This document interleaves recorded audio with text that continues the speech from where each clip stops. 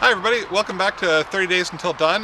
Today we're working on our prompt for the month, which is our expertise, and we're going through some process poems.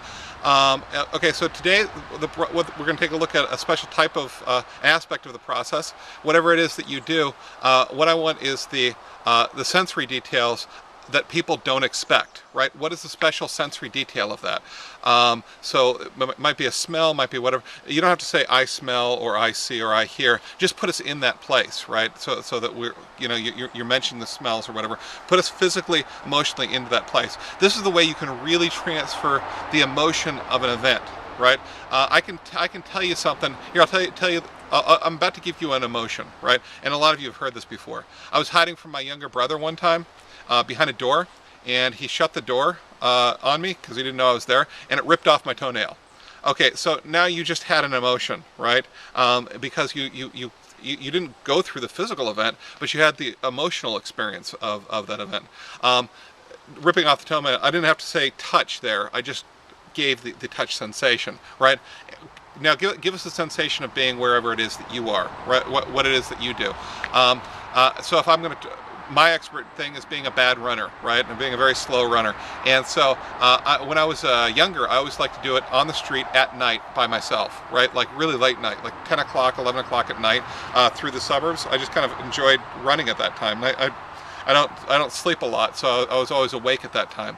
And so what was special about that? What don't people recognize? Probably that sound, which I realized very soon was iambic, right? Because I, like every other human being on Earth, have different sized legs. So it's not...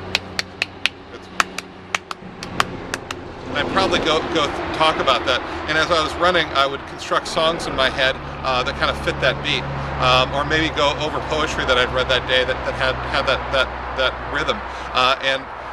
It wouldn't be, I wouldn't construct the entire thing. I just get a piece of music and keep going over it. And after a while, that music kind of kept me going and got into that rhythm. And we talked yesterday about flow. It's one of the things that helped me get into flow, into the losing time moment. Okay, so I'm guessing that at Walmart there are special smells and probably special things you see that you don't see anywhere that would surprise us.